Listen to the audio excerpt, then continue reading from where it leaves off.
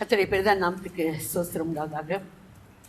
மறுபடியுமாக தேவனுடைய ஜீவனுள்ள வார்த்தை உங்கள் மத்தியிலே கொண்டு வரும்படி தேவன் கொடுத்த மகாபெரிய கிருபைக்காக கர்த்தரை ஸ்தோத்திரிக்கிறேன். Put down this one.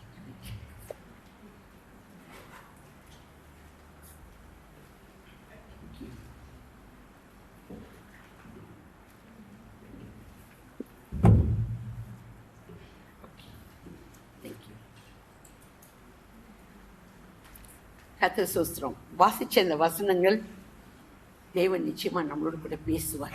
இந்த வார்த்தைக்கு போவதுக்கு முன்பாக நம்ம தலை வணங்கி ஜெபம் செய்வோம். அப்பா, உம்மை ஸ்தோத்திரிக்கிறோம்.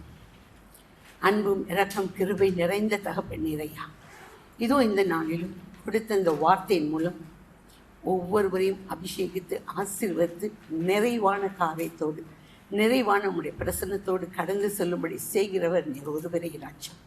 ஆவியானவரே, இந்த நாளில் பேசுங்கப்பா. உடைய சத்தத்தை கேட்க கிருபை செய்யும்.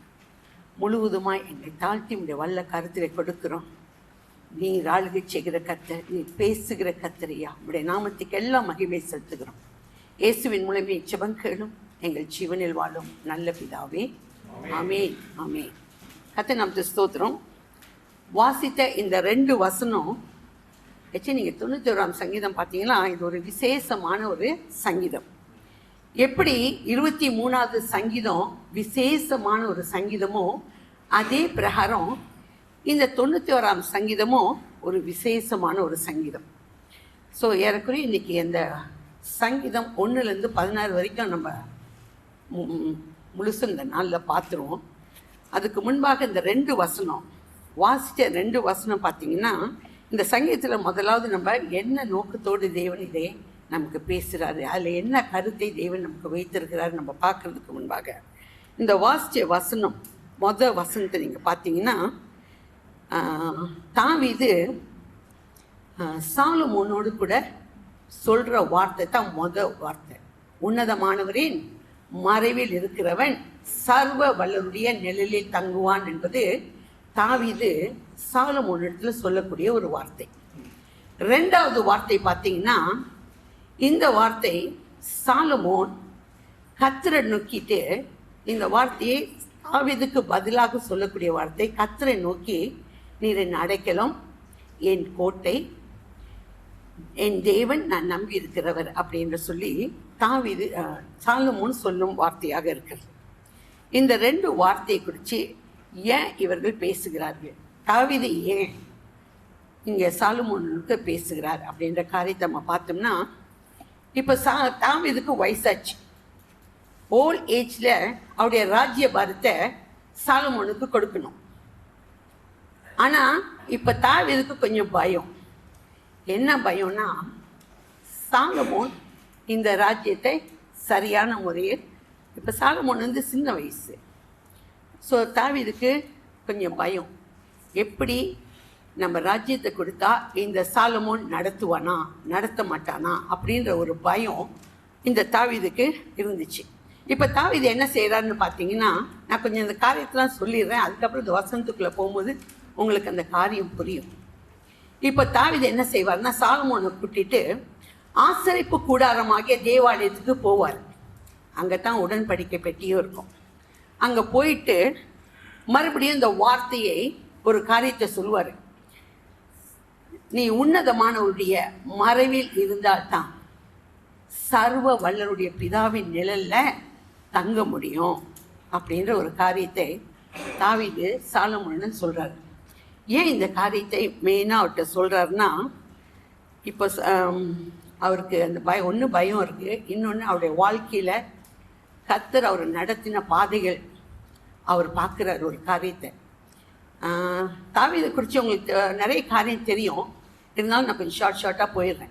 தாவீது வந்து சாதாரண ஒரு ஆடு மேய்ப்பனாய் இருந்தார். இந்த தாவீது சுற்றியும் பார்த்தீங்கன்னா எல்லாரும் தாவீதை வெறுத்தார்கள்.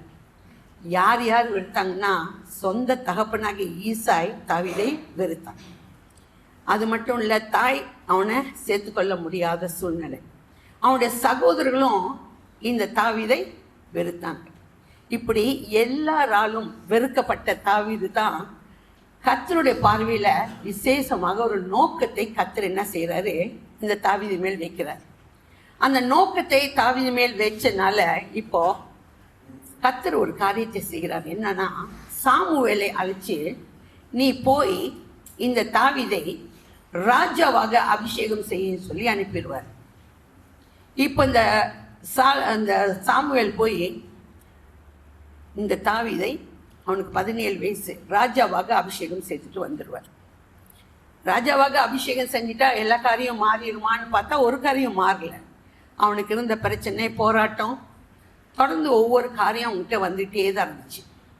இந்த போராட்டத்தின் மத்தியில் நான் நிறைய காரியம் இருக்குது. நான் அதுக்கு ஷார்ட்டாக ஒரு காரியம் சொல்லிடுறேன். போராட்டம் வந்தது கோலியாத்து. இப்போ ஈசாய் சொல்லுவார், எல்லாரும் போர் இடத்துல இருக்காங்க, போயிட்டு அவங்களுக்கு சாப்பாடு கொடுத்துட்டு அவங்கள நிலவரத்துக்கு அறிஞ்சு கொண்டு வா அப்படின்னு சொல்லி தாவீதை அனுப்புவார். தாவீது அங்கே போனோன்னு ஒரு காரியத்தை கேள்விப்படுவார். என்ன கேள்விப்படுவார்? கோலியாத்து இஸ்ரவேலின் தேவனை நிந்திக்கிற காரியத்தை அங்கே கேள்விப்பட்டு ரொம்ப ஆவேசத்தோடு அந்த கோலியாத்தை எழுத்து நிற்க போவார். அங்கே நிற்கிற அவங்க சகோதரர் அவனை விரட்டி துரத்தி விட்டுருவாங்க. என்ன செய்வாங்க, நீ ஆடு மேய்க்கிற வேலை மட்டும் பாரு, ஓகேயா, இவனை எங்களாலே ஒன்றும் சமாளிக்க முடியல, நீ ஒன்றும் செய்ய முடியாதுன்னு சொல்லி துரத்துவாங்க. ஆனால் அவனுக்கு போகிறதுக்கு என்ன இல்லை, மனசு இல்லை. ஏன்னா அவனுக்கு ஒரு காரியம், இஸ்ரவேலின் தேவனை நிந்திச்சிட்டானே, எதையாச்சும் ஒன்று செய்யணும்னு சொல்லிட்டு நீங்கள் பார்த்தீங்கன்னா அவன் கோலியாத்தை மேற்கொண்டு வெட்டி சாச்சிட்டு தான் போவான். எங்களை அந்த கதையெல்லாம் உங்களுக்கு தெரியும். ஸோ போயிட்டும் கூட அவனுடைய வாழ்க்கையில் தொடர்ந்து ஒவ்வொரு பிரச்சனையும் ஒவ்வொரு காரியம் வந்துக்கிட்டே இருக்கும். அந்த நாட்களில் நீங்கள் பார்த்தீங்கன்னா தாவீதோட வாழ்க்கையில் உன்னதமானவருடைய மறைவில் வரக்கூடிய ஒரு காரியத்தை தாவீது பெற்றுக்கொள்கிறான். உன்னதமானவர்னா யாரை குறிக்கிறதுனா இயேசு கிறிஸ்துவை குறிக்கிறது. தாவீது இயேசுவை குறித்து, குமாரனாகிய இயேசுவை குறித்து அந்த அறிவு, அந்த வெளிப்பாடு தாவீதுக்கு கிடைக்குது. இப்போ நீங்கள் கேட்கலாம், அந்த நாட்களில் இயேசு இல்லையே, எப்படி தாவீதுக்கு இந்த ஞானம் அப்படிலாம் கேட்கலாம். இயேசு மாம்சத்தில் வெளிப்படலை, சிலுவையிலையும் அறையப்படலை. ஆனால் குமாரனின் வெளிப்பாடு தாவீதுக்கு இருந்துச்சு. நீங்கள் ஆதியாமத்துலேருந்து ஒவ்வொரு புத்தகத்தில் பார்த்தாலும் இயேசுவை குறித்த வெளிப்பாடு ஒவ்வொரு புத்தகத்துலையும் நம்ம பார்க்க முடியும். ஸோ இப்படிப்பட்ட வெளிப்பாடு தாவீதுக்கு கிடைச்சிச்சு. அதுக்கப்புறம் நீங்கள் பார்த்தீங்கன்னா பிரச்சனை ஓயில, ஆனால் ஒவ்வொரு பிரச்சனையும் மேற்கொள்ள கர்த்தர் கிருபை செய்து கொண்டே இருப்பார். தாவீதுக்கு முன்பாக வர்ற காரியங்கள் பார்த்தீங்கன்னா சவுல் வருவார். சவுல் எப்படியாச்சும் துரத்தி கொலை செய்யலாம் அப்படின்னு சொல்லி ஒரு காரியம் வரும். அந்த சவுலையும் மேற்கொள்ள, அதுக்கப்புறம் சொந்த மகன் அப்சலோம், இப்படி பல போராட்டமான காரியத்தில் தாவீது ஒவ்வொன்றா மேற்கொள்ளும் போது ரொம்ப பெரிய கிருபையை பெற்றுக்கொண்டே இருந்தார். நீங்கள் பார்த்தீங்கன்னா இது அத்தனையும் மேற்கொள்றதுக்கு அவருக்கு தேவைப்பட்டது உன்னதமானவரின் மறைவு. உன்னதமான மறைவில் அவர் இருந்து கொண்டு ஒவ்வொரு காரியத்தையும் ஜெயத்தோடு கூட காரியங்களை செய்தார். இப்படி செய்து அவருக்கு கிடைச்ச ஆசீர்வாதம் பார்த்தீங்களா, உச்சக்கட்ட உயர்வுக்கு தாவீது உயர்த்தப்பட்டார். அவர் பல தேசங்களுக்கு ராஜாவாக அமர்த்தப்பட்டார்.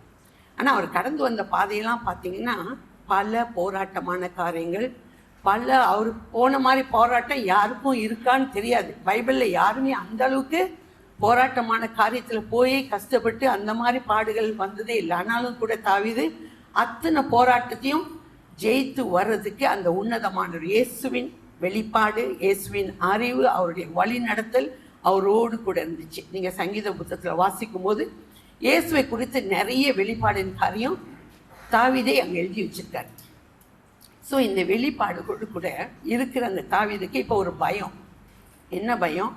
ஆனால் அந்த காரியத்திலாம் ஒரு காரியம் என்ன தாவீது செய்வார்னா, தன்னுடைய மகனாகிய சாலமோனுக்கு இதை கற்றுக் கொடுத்துட்டே வருவார். ஒவ்வொரு காரியம் மேற்கொள்வது தேவன் மட்டும் இருந்தால் தான், அந்த உன்னதமானவரின் மறைவில் இருந்தால் தான் காரியங்களை செய்ய முடியுன்றதை கற்றுக் கொடுத்துட்டே வருவார். ஆனாலும் இவன் சின்ன வயசாக இருக்கானே, இவன் செய்வானா செய்ய மாட்டானா அப்படின்ற ஒரு கேள்வி தாவீதோட உள்ளத்திலே இருக்கு. இப்படி மறுபடியும் இந்த வார்த்தையை தாவீது சாலமோனுக்கு சொன்னோன்னே இப்போ சாலமோன் பதில் சொல்றாரு. என்ன தெரியுங்களா? கர்த்தரை நோக்கி சொல்றாரு. கர்த்தரை நோக்கி, நீரேன் அடைக்கலம், நீரென் கோட்டை, நீரென் தேவன், நீரென் நான் நம்பி இருக்கிற தேவன் அப்படின்னு 4 காரியத்தை சொல்வார்.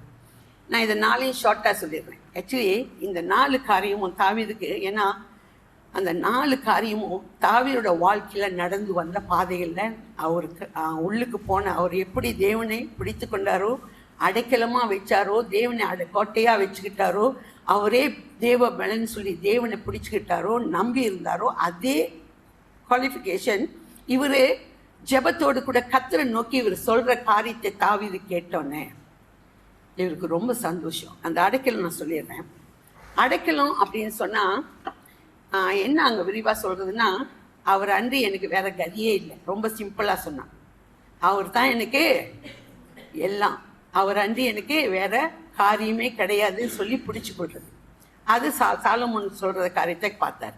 2வது காரம் நீரென் கோட்டை அப்படின்னு சொல்லுவார். கோட்டைன்னா நீங்கள் பார்த்தீங்கன்னா பேலஸ் சுற்றியும் கோட்டை வச்சுருப்பாங்க, கோட்டை கட்டி வச்சுருப்பாங்க. எதுக்கானா எந்த சத்ருவும் அந்த கோட்டைக்குள் நுழையக்கூடாது, பாதுகாவலுக்காக வச்சுருப்பாங்க. ஆனால் இப்போ சாலமோன் என்ன சொல்கிறாருன்னா, கர்த்தரே என்னுடைய கோட்டை. ஸோ அவரே எனக்கு அடைக்கலம், கோட்டை. 3வது காரியம் அவரே தேவன், அவர் அன்றி எனக்கு வேற தேவனே கிடையாதுன்னு சொல்கிறார். கடைசியாக சொல்கிறேன், நான் அவரையே நம்பியிருக்கேன், டோட்டலாக என்னுடைய வாழ்க்கை அவருக்குள்ளே ஒப்பு கொடுக்குறேன் அப்படின்னு சொல்லி அவர் இந்த 4 காரியத்தை தாவீதுகிட்ட பதிலாக சொல்கிறார். இந்த காரியத்தை தாவீது கேட்டோன்னே அவருக்கு இருந்த சந்தோஷம் பயங்கரமான ஒரு சந்தோஷம். அந்த பயங்கர சந்தோஷத்தில் தாவீது 3வது வசனத்திலேருந்து 13வது வசனம் வரைக்கும் வாக்குத்தத்தத்தோடு கூட சாலமோனுக்கு ஆசீர்வாதத்தை சொல்லுகிறார். நீங்கள் ஒன்றொன்னா வாசிக்க போகிறீங்க. அது தாவீது சாலமோனுக்கு கொடுத்த வாக்குத்தத்தம் ஆசீர்வாதம் தான். ஆனால் இந்த கால வேளையில் நம்முடைய சபையில் ஒவ்வொருவருக்கும் அதை நம்ம எல்லாரும் வாசிக்க போகிறோம். அந்த வசனத்தை ஒவ்வொன்றா வாசிக்கும் போதும் Lord I receive it in Jesus name அப்படின்னு சொல்லி அந்த பிளெஸிங்கை நம்ம என்ன செய்கிறோம், எடுத்துக்கொள்ள போகிறோம். தாவீது சாலமோனுக்கு கொடுத்த ஆசீர்வாதமாக இருந்தாலும் இந்த கால வேளையில் கர்த்தர் நமக்கு நம்முடைய மேலே வைக்கிற இந்த வாக்குத்தத்தத்தின் ஆசீர்வாதத்தை நாம் சுதந்திரிக்க போகக்கூடிய ஒரு நாள் இந்த நாள். ஓகேங்களா? வாசிப்போம். முதல் வசனம், 3வது வசனம்.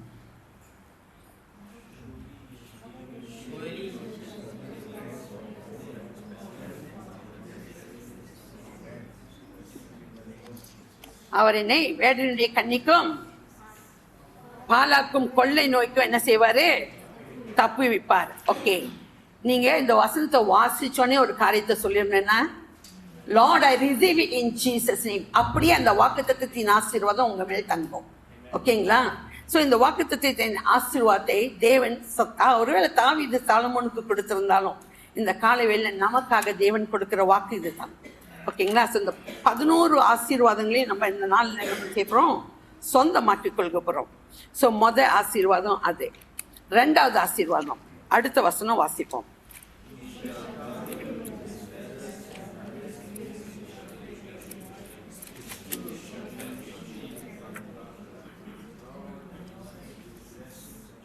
அவர் என்ன சொல்றாரு, அவர் தமது சிறகுகளாலே உன்னை மூடுவார், அவர் செட்டைகளின் கீழ் அடைக்கலம் புகுவாய், அவருடைய சத்தியம் உனக்கு பரிசையும் கேடகமும் ஆகும். சோரே இப்ப சிறகுகளாலே மூடுகிறேன் அப்படின்னு சொன்னார்னா, இது கழுகை குறித்து பேசுறாரு. ஆனா இப்போ நம்ம கழுகை குறித்து நம்ம மேல உள்ள காரியம் நமக்கு தெரியாது. ஆனா கீழே கோழியை பார்த்துருக்கீங்களா? கோழியோட குஞ்சுகள் அப்படியே நடக்கும்போது பார்த்துருக்கீங்களா? எத்தனை பேருக்கு தெரியும் கோழி தன்னுடைய குஞ்சுகளை அப்படியே சேர்த்து வச்சுக்கும். ஒருவேளை பறந்து சுற்றி வருது அப்படின்னா இந்த கோழி தன்னுடைய பிள்ளைகள்லாம் அந்த குஞ்சுகளை எப்படி செஞ்சுக்கும், அந்த சிறகு கடியில் வச்சுக்கும். எந்த குஞ்சு வெளியே போவாது. இந்த கோழி குஞ்சுகளை தன்னோட சிறகுகளை அப்படியே வச்சு பாதுகாத்துக்கணும். கர்த்தர் அப்படியாக என்ன செய்வாராம், பாதுகாப்பார் அப்படின்ற ஒரு வார்த்தையை தாவீது சாலமோனுக்கு 2வது ஆசீர்வாதமாக சொல்லுகிறார். அடுத்த ஆசீர்வாதம் எல்லாம் சேர்ந்தே வாசிப்போம். இரவில் உண்டாகும் பயங்கரத்துக்கும் பகலில் பறக்கும் அம்புக்கும், அது 6வது சேர்ந்து வாசிப்போம். இருளில் நடமாடும் கொள்ளை நோய்க்கும் மத்தியானத்தில் பாலாக்கும் சங்காரத்துக்கும் பயப்படாதிருப்பாய். ஸோ பிரச்சனைகள் ஒன்றுக்கு மேலே ஒன்று, எங்கிட்டு ராத்திரியும் வரும், பகலும் வரும், எங்கிட்ட சுற்றி எப்படி வருமோ தெரியாது. ஆனால் அப்படி வந்தாலும் அத்தனை மத்தியிலும் தேவன் பாதுகாத்து வழி நடத்துவார் அப்படின்ற ஒரு காரியத்தை தாவீது சொல்லுகிறாரு.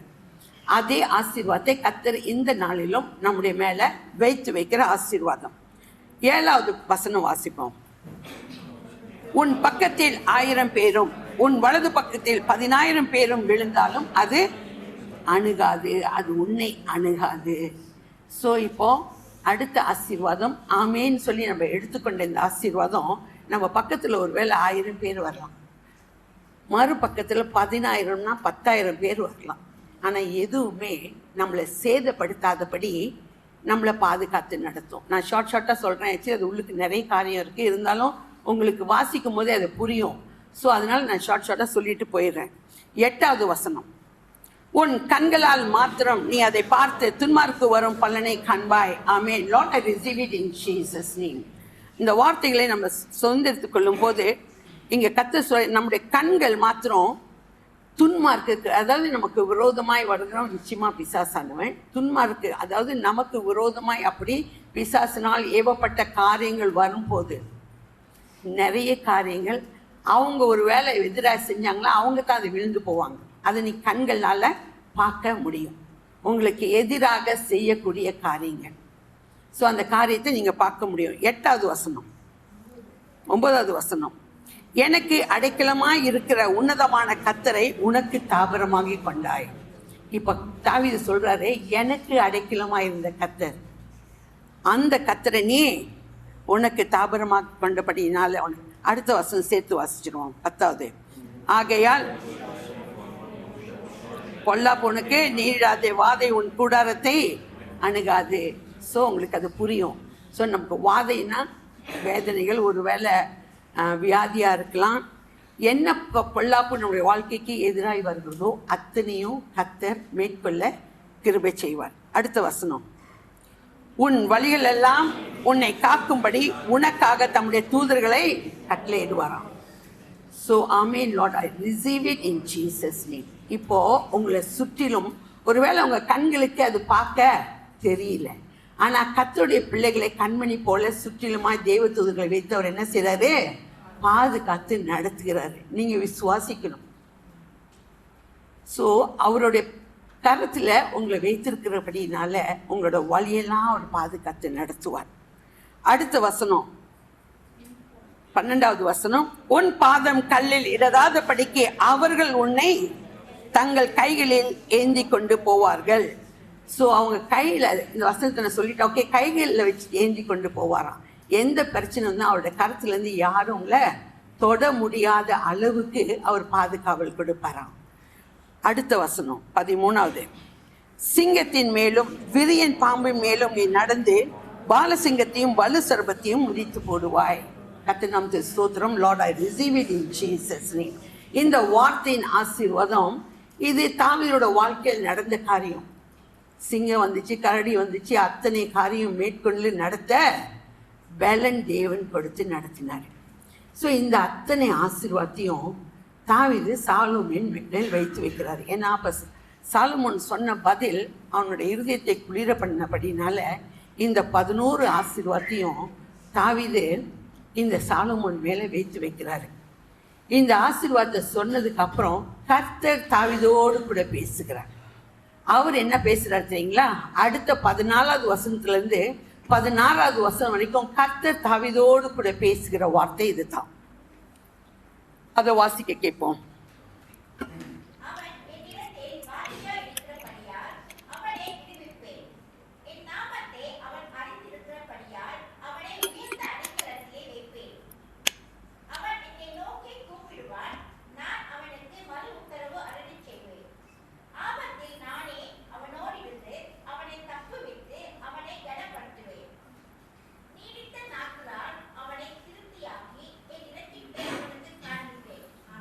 கர்த்தர் சோஸ்திரம். கர்த்தர் தாவீட்ட சொல்றாரு, அவன் என்னிடத்துல வாங்கியா இருக்கிறபடினால அவனை என்ன செய்வேன்? விடுவிப்பேன். என் நாமத்தை அவன் அறிந்திருக்கிறபடினால உயர்ந்த அடைக்கலத்தில் வைப்பேன்.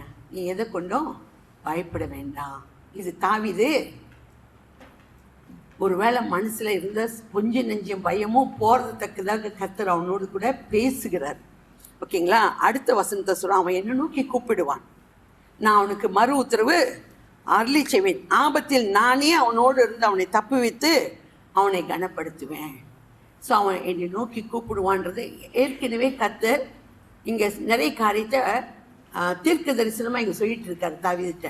நீங்கள் பார்த்தீங்கன்னா ஒரு சமயத்தில் சாலமோன் இந்த ராஜ்யபாரம் கிடைச்சோன்னே கர்த்தரை நோக்கி கூப்பிட்டு ஒரு காரியத்தை கேட்பான். என்ன காரியம் தெரியுங்களா? இந்த ராஜ்யத்தில் உள்ள மக்களை வழி நடத்துறதுக்கு எனக்கு ஞானம் வேணும் அப்படின்னு கேட்பான். நான் அந்த வசனம்லாம் வாசிக்கல, உங்களுக்கு அந்த காரியம் தெரியும். கர்த்தர் ஞானம் மட்டும் கொடுத்தாரா, அதோடு சேர்ந்து என்ன கொடுத்தாரு? அமைதியாக. சாலமோன் செபித்த போது, எனக்கு இந்த ராஜ்யத்துக்கு கிடைச்சோன்னே சாலமோன் செபிப்பான், இந்த மக்கள் என்ன செய்ய, ராஜ்யத்தின் மக்கள் நடத்திருக்கே எனக்கு ஞானம் வேணும்னு ஜெபிப்பான். கர்த்தர் ஞானத்தையும் கொடுப்பார். ஞானத்தோடு கூட ஐஸ்வர்யத்தை சேர்த்து கொடுப்பார். அந்த ஐஸ்வர்யம் எவ்வளோ ஐஸ்வர்யம் தெரியுங்களா? இது மாதிரி ஒரு ராஜா இருந்ததும் இல்லை, இருக்க போறதும் கிடையாது. அந்த அளவுக்கு கர்த்தர் அவனை ஆசீர்வதித்தார். ஸோ என்னை நோக்கி கூப்பிடுவான்றது யாரு? ஏற்கனவே கர்த்தர் தாவீதுகிட்ட சொல்ற வார்த்தை. அடுத்த வார்த்தை என்ன சொல்றாருன்னா, நீடித்த நாட்களை அவனை திருப்தியாக்குவேன். அவனோட ஆயுசு நாட்கள் சொல்றாரு, என் ரட்சிப்பை அவனுக்கு காண்பிப்பேன் அப்படின்னு சொல்றாரு. இதை தாவீதுகிட்ட சொன்னோன்னே இப்போ தாவீதுக்கு ஒரு நிம்மதி. ஏன்னா வயசாகி போச்சு. ஸோ இந்த நிச்சயமாக ராஜ்யபாரத்தை ஒப்பு கொடுத்து போக வேண்டிய ஒரு சூழ்நிலை. ஸோ இப்போ அவருக்கு ஒரு நிம்மதியான ஒரு அந்த ராஜ்யத்தை ஒப்பு கொடுக்குறான். கர்த்தர் தாவீதின் மூலம் சாலமோனுக்கு சொன்ன அத்தனை ஆசீர்வாதத்தையும் சாலமோனுடைய வாழ்க்கையில நிறைவேற்ற தேவன் உண்மை உள்ளவராக இருந்தார். ஆமென். ஸோ நிச்சயமா தேவன் அதை நடத்தி முடிச்சாரு. சாலமோன் உண்மை உள்ளவனா இருந்தானா? இல்லை. ஆனாலும் அது வேற. ஓகேங்களா? விட்டுருவோம். சாலமோன் உண்மை உள்ளவனா இருந்தானா இல்லையான்றது விட்டாச்சு. ஆனா கர்த்தர் சொன்ன வார்த்தையை நிறைவேற்ற, சாலமோனுடைய வாழ்க்கையை நிறைவேற்ற தேவன் உண்மை உள்ளவராகவே இருந்தார். கடைசி வரைக்கும் உண்மை உள்ளவராகவே அவருடைய வாழ்க்கையில் இருந்தார். ஓகே, இந்த நாளிலும் தேவன் இந்த வார்த்தையிலேருந்து நம்மோடு கூட என்ன பேசுகிறேன் அதை கொஞ்சம் பார்த்துட்டு நம்ம செய்தி முடிச்சிருவோம். அமைதியாக இருக்கீங்க? ஓகே, இங்கே ஒரு காரியத்தை நான் சொல்லிடுறேன். இந்த 91ஆம் சங்கீதத்திலிருந்து நமக்கு கிடைக்கும் பாடம் ஒன்று, இந்த தாவீது சொல்லி கொடுத்தது போல அவனுக்கு கிடைச்ச அந்த வெளிப்பாடு, உன்னதமானவருடைய வெளிப்பாடு, குமாரனாகிய இயேசு கிறிஸ்துவை கொடுத்த வெளிப்பாடு, இந்த தாவீது தன்னுடைய குமாரனுக்கு என்ன செஞ்சார்? சொல்லி கொடுத்துக்கிட்டே வருவார். ஆனால் பயம் வந்துச்சு. சின்ன வயசில் என்னால் செய்ய முடியுமான்ற பயம் வந்துச்சு. ஆனால் அவன் அந்த காரியத்தை சொல்லி கொடுத்துக்கிட்டே வருவான். ஒருவேளை நம்ம இந்த நாட்களில் தேவன் நம்மளோடு கூட பேசுகிறதா இருந்தால், நம்முடைய பிள்ளைகளுக்கு நமக்கு கிடைக்கிற வெளிப்பாடுகள், ஒவ்வொரு வாரம் நமக்கு இயேசுவை குறித்து கிடைக்கக்கூடிய வெளிப்பாடுகள் நம்முடைய பிள்ளைகளுக்கு நம்ம கற்றுக் கொடுக்க நம்ம கடமைப்பட்டிருக்கோம். நிச்சயமாக அந்த வார்த்தைகள் நம்ம கற்றுக் கொடுக்க அந்த பிள்ளைகள் அந்த வெளிப்பாட்டில் வளருவாங்க. நிச்சயமாக நம்ம சபையில் சிறு பிள்ளைகள் மத்தியில் பிரயாசப்பட்டு நீங்கள் பார்த்தீங்கன்னா சண்டே ஸ்கூல்லேயும் அந்த காரியத்தை சொல்லி கொடுத்துட்ருக்காங்க. இது அஸ்திபாரமாக போடக்கூடிய ஒரு காரியம். இந்த சிறு பிராயத்திலேயே தேவனுடைய வெளிப்பாடுகளை, இயேசுவை குறித்து வெளிப்பாடுகளை சொல்லிக்கொண்டே இருக்கும்போது அந்த பிள்ளைகள் அந்த கிறிஸ்துக்குள்ளே வளர ஆரம்பிக்கும் போது, ஒரு நேரம் வரும்போது அந்த உச்சக்கட்ட ஆசீர்வாதத்தை, உயர்வை அந்த பிள்ளைகள் எடுத்துக்கொள்வாங்க.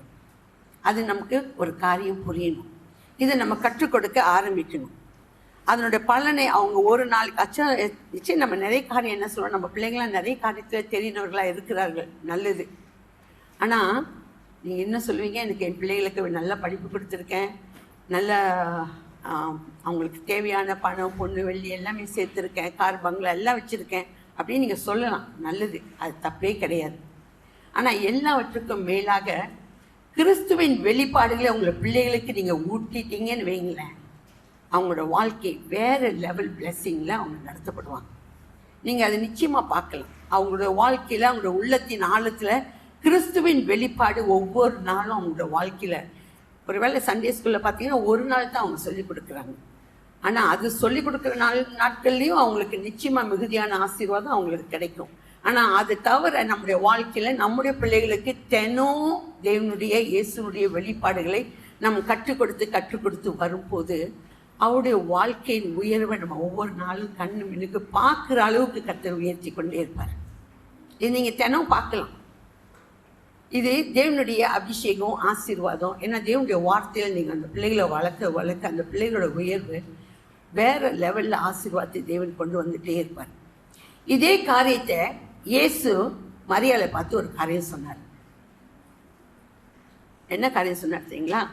மரியாள் தேவையானது ஒன்று, அந்த நல்ல பங்கை மரியாள் தெரிந்து கொண்டாள் அப்படின்னு இயேசு புதிய ஏற்பாட்டில் நீங்கள் வாசிச்சிங்கன்னா சொல்லுவார். அது என்ன கதைன்னு கேட்டிங்கன்னா, மார்த்தாள் மரியாள் அவர் வீட்டுக்கு இயேசு போவார். அங்கே இயேசு போனோன்னே மார்த்தாளுக்கு ஒரே சந்தோஷம். இப்போ என்ன செய்வார், அந்த இயேசுக்கு நல்ல நல்ல சாப்பாடெலாம் செஞ்சு போடணும்னு சொல்லி பிரயாசப்பட்டு சமைக்கிறதுல ரொம்ப பிஸியாக இருப்பாங்க. ஆனால் மரியாள் அப்படி செய்ய மாட்டாங்க. போய் இயேசோட பாதத்தில் அமர்ந்துருவாங்க. ஸோ மார்த்தாள் கம்ப்ளைண்ட் கொண்டு வருவார். இயேசு அந்த காரியத்தை பார்த்துட்டு ஒரு காரியம் சொல்வார். தேவையானது ஒன்று, அந்த நல்ல பங்கை மரியாள் தெரிந்து கொண்டாள். ஏன் நான் இதை சொல்கிறேன்னா, மரியாள் தெரிந்து கொண்ட அந்த நல்ல பங்கு இயேசுவை குறித்த வெளிப்பாடு. இந்த மரியாளுக்கு இயேசுவின் பிறப்பு குறித்து நிறைய அறிந்திருந்தால், இயேசுடைய அந்த சிலுவை காரியத்தை குறித்து, ஊழியத்தை குறித்து நிறைய காரியம் வெளிப்பாடு அவருக்கு இருந்துச்சு. நான் ஒரு காரியம் நிச்சயமாக சொல்ல முடியும், அந்த வெளிப்பாடு அவருக்கு இருந்தனால தான் இயேசுவோட அந்த சரீரத்தில் மரணப்பட்ட பின்பு சரீரத்துக்கு பூச வேண்டிய அந்த தைலத்தை ஏர்லியாக ஆயத்தப்படுத்தி வச்சுருந்தான். நீங்கள் வசந்தெலாம் வாசித்தேன்னா, வசந்தை நான் வாசிக்கிறவங்க மத்தியில் இந்த கதை உங்களுக்கு ஓரளவுக்கு தெரியும். இயேசுவின் சரீரத்தில் பூச வேண்டிய அந்த விலையேற பெற்ற தைலத்தை அவள் ஏற்கனவே வாங்கி வச்சுருந்தான். இது வெளிப்பாடு கிடைச்ச ஒரு காரியம். ஸோ மார்த்தாள் மரியாளோட வாழ்க்கை நீங்கள் பார்த்தீங்கன்னா, இயேசு அவங்கள பார்த்து சொன்ன ஒரு காரியமோ தேவையானது ஒன்று. ஸோ இந்த நாளிலும் கர்த்தர் நமக்கு சொல்கிற ஒரு காரியமும் அதே தான். நம்முடைய வாழ்க்கையில் நிறைய காரியங்கள் இருக்கலாம், ஆனால் தேவையான ஒன்று, அவரை குறித்த வெளிப்பாடு நமக்கு நிறைய வேணும். அவரை கொடுத்த ஞானம் நமக்கு வேணும். அவரோடு கூட நடக்க, அவருடைய காரியங்களை புரிந்து கொள்ள, அவருடைய சத்தத்தை கேட்கறதுக்கு அவருடைய வெளிப்பாடு நமக்கு வேணும். தாங்களோட வாழ்க்கையில் இந்த வெளிப்பாடு இருந்துச்சு. ஒருவேளை அந்த நாட்களில் இயேசு மாம்சத்தில் மறிக்காமலும் மாம்சத்தில் வெளிப்படாமலும் இருந்தாலும் கூட குமாரனை குறித்த ஞானம், அறிவு தாவீதோட வாழ்க்கையில் இருந்துச்சு. அதனால தான் அவர் ஓடும்போது நீங்கள் பார்த்தீங்கன்னா பிரச்சனைகள் ஓய்வே இல்லை. நிறைய பிரச்சனைகள், ஒன்று மேலே ஒன்று பிரச்சனை, நிறைய போராட்டம் இருந்துச்சு. ஆனால் அத்தனை போராட்டத்தின் ஜெயித்து ஒரு உச்சக்கட்ட ஒரு ஆசீர்வாதம், உயர்வுக்கு கர்த்தர் அவனை கொண்டு வந்து நிறுத்தினார். இது மனுஷன் செய்ய முடியுமான்னு நீங்கள் கேட்டிங்கன்னா, இது நிச்சயமாக செய்ய முடியாது. அதே அபிஷேகத்தை தேவன் யார் மேலே வச்சாரு? தாவீதுக்கு கிடைச்ச அதே அபிஷேகத்தை தேவன் யார் மேலே வைத்தாரு? சாலோமோன் மேலே வைத்தார். அதே அபிஷேகம் தெரியுங்களா? தாவீதுக்கு பயம் இருந்துச்சு, சாலோமோன் செய்வானா செய்ய மாட்டானா அப்படின்ற ஒரு பயம் இருந்துச்சு. ஆனால் சாலோமோன் கர்த்தரை நோக்கி கூப்பிட்டு கரெக்டான காரியத்தை சரியான முறையில் செய்து, ஆனால் அவனோட சாலோமோனுடைய உச்சக்கட்ட ஆசீர்வாதம் நீங்கள் பார்த்தீங்கன்னா நிறைய காரியம். இந்த தாவீதோட வாழ்க்கையில் நீங்கள் பார்த்தீங்கன்னா ஆலயத்தை கட்ட வேண்டிய அத்தனை பொக்கிஷத்தை கூட தாவீது ஏற்கனவே சேர்த்து வச்சுப்பார். அந்த அளவுக்கு தாவீது ஒரு உயர்ந்த ஆசீர்வாதத்தை பெற்ற மனுஷனாக இருந்தார். இந்த நாள் இந்த 91 சங்கீதத்தை தேவன் நம்முடைய வாழ்க்கையில் ஆசீர்வாதமாய் கொடுக்கிறார். இந்த 11 வசனத்தையும் நீங்கள் வீட்டில் போய் உங்களுக்கு சொந்தமாக்கி கொள்ளுங்க. ஒருவேளை நீங்கள் நினைக்கலாம், இந்த ஆசீர்வாதம் தாவீது சாலோமோனுக்கு தானே கொடுத்தாரு, நான் ஏன் எனக்கு சொந்தமாக்கணும்? ஒருவேளை நீங்கள் கேள்வி கேட்டிங்கன்னா, உங்களுக்கு பிளெஸ்ஸிங் வேணும்னா, அந்த பிளெஸ்ஸிங் உங்களோட வாழ்க்கையில் கிரியை செய்யணும்னா நீங்கள் இந்த வார்த்தையை சொந்தமாக்கிக்கலாம். வார்த்தையை வாசித்து Lord I receive in Jesus name அப்படின்னு சொல்லி எப்படி சொந்தமாக்க, அவ்வளோ ரொம்ப சிம்பிள் தான். நீங்கள் போயிட்டு அதுக்காக உபவாசம் பண்ணணும்லாம் சொல்ல, அந்த வார்த்தையை வாசிங்க. அந்த வார்த்தையை வாசித்து விசுவாசித்து அதை இயேசுவின் நாமத்தை நான் சொந்தமாக்கிக் கொள்கிறேன் நீங்கள் சொல்லும் போது அந்த வார்த்தையின் அபிஷேகம் ஆசீர்வாதம் உங்களோட வாழ்க்கையில கிரியை செய்கிறத வேலை பார்க்குறத இனிமேல் நீங்கள் பார்ப்பீங்க. நீங்கள் ஒவ்வொரு நாளும் இந்த வார்த்தையின் ஆசீர்வாதத்தை பார்ப்பீங்க. இது நிச்சயமாக உங்களோட வாழ்க்கையில் நடக்கும். அது நடக்கிறதுக்கு முன்பாக தேவன் ஆவியானவர் பேசி கொண்டு இருக்கிறார். இந்த வார்த்தையை நீங்கள் ஏற்றுக்கொள்றீங்களா, வேணுமா வேண்டாம் உங்கள் கருத்தில் கொடுத்துறேன். ஆனால் கர்த்தர் சோஸ்திரம் நிச்சயமாக யாரும் தள்ள மாட்டீங்கன்னு விசுவாசிக்கிறேன். இந்த வார்த்தையின் அபிஷேகம் ஆசீர்வாதம் சொல்லி முடியாதது. ஏன்னா கர்த்தரே பேசுகிறார், அவன் என்னிடத்தில் வாஞ்சியாக இருக்கிற அப்படின்னா அவனை விடுவிப்பேன், என் நாமத்தை அறிந்திருக்கிறபடியினால் உயர்ந்த அடைக்கலத்திலே வைப்பேன். அந்த உயர்ந்த அடைக்கலம் என்பது உன்னதமானவரின் மறைவு. இயேசுவின் மறைவில் நம்ம இருக்க ஆரம்பித்தோம். நம்ம பழைய ஏற்பாட்டில் நீங்கள் இயேசு அங்கே பார்க்க முடியாது, ஆனால் ஒவ்வொரு புத்தகத்திலையும் இயேசு இருக்கிறார். நீங்கள் இயேசுவை குறித்து பார்த்தீங்கன்னா இயேசு ஆதியாகமத்திலேருந்து நீங்கள் ஒவ்வொரு புத்தகத்திலையும் பார்த்தீங்கன்னா இயேசு அங்கே இருக்கார். இப்போ நீங்கள் ஆதியாகமத்தில் என்ன கேட்பீங்க, ஆதியாகமத்தில் எங்கே இயேசு இருக்கார்? எத்தனை பேர் சொல்ல முடியும் ஆதியாகமத்தில் இயேசு நான் பார்க்குறேன்? நான் ஒரு சின்ன எக்ஸாம்பிள் சொல்லிட்டு முடிச்சிடறேன். ஆதியாகமத்தில் கிரியேஷன், அதாவது எல்லாமே படைப்பு அங்கே பார்ப்பீங்க. படைப்பு எல்லாமே எதுனால வந்தது? வார்த்தையினால வந்தது. அந்த வார்த்தை யாராக இருந்தாரு? நீங்கள் யோவான் 1:1 வந்தீங்கன்னா வார்த்தை தேவனிடத்திலிருந்து, அந்த வார்த்தை தேவனாய் இருந்தது. அந்த வார்த்தை மாம்சமாகி நம்மளோடு கூட வந்தார். அவரு கிறிஸ்துவுக்கு யார் விளங்குதுங்களா? வார்த்தை ஃபர்ஸ்ட், அந்த வார்த்தை அங்கே கிரியேஷனில் வந்துச்சு. நீங்கள் பார்த்தீங்கன்னா அதிகாரத்திலேயே அந்த வார்த்தை வார்த்தை வார்த்தை நிறைய எல்லாமே வார்த்தை தான். அப்போ கிறிஸ்து அங்கே இருக்காரா இல்லையா? விளங்குதுங்களா என்ன சொல்கிறேன்னு? ஸோ வார்த்தையாகி அந்த யோவான் 1:1 சொல்கிறது சத்தியம். ஸோ அந்த வார்த்தையானவர் தேவனோடு கூட இருந்தால் அந்த வார்த்தையானது தான் ஒவ்வொரு படைப்புலையும் வந்துட்டு இருந்தார். அப்போ கிறிஸ்துவை நீங்கள் ஆதியாகமத்தில் பார்க்கலாம், ஆபிரகாமுடைய வாழ்க்கையில் கிறிஸ்துவை பார்க்கலாம். ஸோ நீங்கள் ஈசாக்கோட வாழ்க்கையில் கிறிஸ்துவை பார்க்கலாம், யாக்கோபோட வாழ்க்கையில் கிறிஸ்துவை நீங்கள் பார்க்கலாம். ஆனால் நீங்கள் இப்போ கேட்டிங்கன்னா கிறிஸ்து அந்த நாட்களில் மாம்சமாக நீங்கள் பார்க்கல. ஆனால் கிறிஸ்துவை நீங்கள் அங்கே பார்க்கும்போது குமாரனாகிய கிறிஸ்து அவருடைய வாழ்க்கையில் வெளிப்படுகிற காரியம் நிறைய காரியம் நீங்கள் வாசிச்சுட்டே வரலாம். இந்த தாவீது சங்கீத புத்தகத்திலையும் நிறைய காரியம் தேவன் எழுதி வைத்திருக்கிறார். ஸோ இந்த நாளிலும் கூட தேவன் நமக்கு சொல்கிற காரியம், நம்ம தேடக்கூடிய காரியம் அவரை முதல் நடந்துச்சுன்னா தேவையானது ஒன்று. அந்த நல்ல பங்கை, கிறிஸ்துவை குறித்து வெளிப்பாடுள்ள பங்கை நம்ம தெரிந்து கொண்டோமானா நம்முடைய வாழ்க்கையில் நம்முடைய பிள்ளைகளுடைய வாழ்க்கையிலும் நம்ம அதை கற்றுக் கொடுக்கும் போது ஒரு உயர்ந்த ஸ்தானத்தில் உயர்வான இடத்துல பிள்ளைகளை கொண்டு வச்சு பாதுகாத்து நடத்த, அந்த பாதுகாவல் எல்லாம் அப்படியே நம்ம வாசித்தோம். எப்படிப்பட்ட பாதுகாவல் எல்லாம் தேவன் நமக்கு கொடுக்குறாரு. ஸோ அவருடைய மறைவில் இருக்கும்போது பாதுகாக்கிறாரு. பிரச்சனை வரலன்னு அவர் சொல்லவே இல்லை. வேடனுடைய கண்ணிக்கும் பாலாக்கும் கொள்ளை நோய்க்கும் தப்பு வைப்பேன்னு சொன்னார். அப்போ வேடனுடைய கண்ணி வரும், எப்படி பிடிக்கலான்னு சொல்லிட்டு வருவான். ஆனால் அப்படிப்பட்ட கண்ணிக்கு தேவன் தப்பு வைத்து நிச்சயமாக பாதுகாப்பார். நீங்கள் வேடனுடைய கண்ணிக்கு கொள்ளை நோய், ஒருவேளை அந்த ஒரு நோய் வந்துச்சுன்னா உடனே சொல்லுவீங்க இது ஒருவேளை மரணத்துக்கு ஏதுவாக கூட இருக்கலாம். ஆனால் அப்படிப்பட்ட ஒரு காரியம் கூட கர்த்தர் என்ன செய்வார்? விடுவித்து பாதுகாத்து நடத்த சுகப்படுத்த போதுமானவராக இருக்கிறார்.